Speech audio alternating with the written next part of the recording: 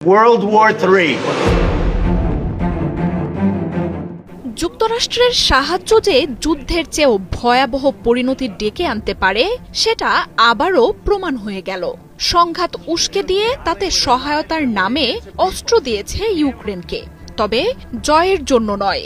যুক্তরাষ্ট্রের এই সহায়তা যুদ্ধকে আরও দীর্ঘায়িত করেছে, যার পরিণতিতে এখন নিজ দেশের সবচেয়ে বড় সম্পদ বিরল খনিজ ট্রাম্পের হাতে তুলে দিয়ে তার মূল্য চুকাতে হচ্ছে জেলেনস্কিকে।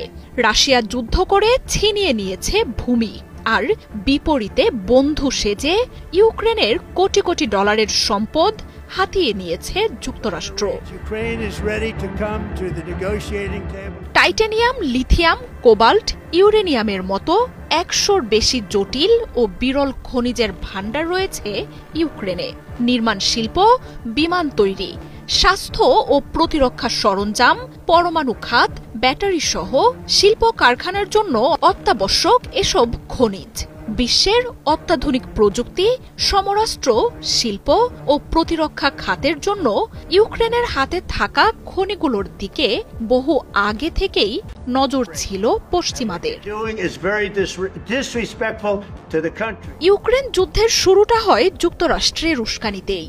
এমনকি যুদ্ধ দীর্ঘায়িত করার পেছনেও হাত রয়েছে পশ্চিমাদের। ৪ বছর ধরে ইউক্রেনকে যুদ্ধ টেনে নিতে অস্ত্র সরবরাহ করেছে ট্রাম্পের দেশ। তবে রাশিয়ার সাথে সংঘাত বন্ধ হওয়ার আগেই ইউক্রেনকে চাপে ফেলে দেশটির সবচেয়ে বড় সম্পদের ভাণ্ডার হস্তগত করেছে ট্রাম্প সরকার। যুদ্ধ বন্ধের চাপ দেয়া হোয়াইট হাউসে ডেকে নিয়ে জেলেনস্কিকে তীব্র ভাষায় অপমান, আর যুদ্ধের মধ্যেই অস্ত্র বন্ধ করার মতো সিদ্ধান্তে ইউক্রেনকে বলতে গেলে ব্ল্যাকমেইলই শুরু করে যুক্তরাষ্ট্র। আর সেই সবকিছুর পেছনেই ছিল যুক্তরাষ্ট্রের এক বড় স্বার্থ, ইউক্রেনের হাতে থাকা বিরল খনিজ সম্পদের দখল নেয়া। বিশ্ব বাণিজ্যে চীনের কাছে হারতে বসা যুক্তরাষ্ট্রের ইউক্রেনের এই সম্পদের দিকে লোভ বহু বছরের। শেষ পর্যন্ত তাতে দখল বসাতেও সমর্থ হয়েছে দেশটি। কয়েক মাসের আলোচনার পর বুধবার কিয়েভ ওয়াশিংটন এই চুক্তি চূড়ান্তের ঘোষণা দেয়।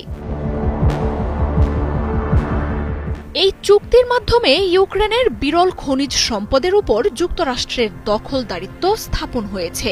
বিরল খনিজ বিক্রির মুনাফার একটি বড় অংশ যাবে ট্রাম্পের দেশে। ইউক্রেনকে দেয়া অস্ত্রের মূল্য পরিশোধ হবে এই অর্থের মাধ্যমে। এমনকি খনিজ সম্পদগুলো উত্তোলনের ক্ষমতাও থাকবে যুক্তরাষ্ট্রের হাতে। খনিগুলোতে বিনিয়োগে যে ফান্ড আসবে সেটার ব্যবস্থাপনা এবং মুনাফার ভাগও পাবে মার্কিন প্রশাসন।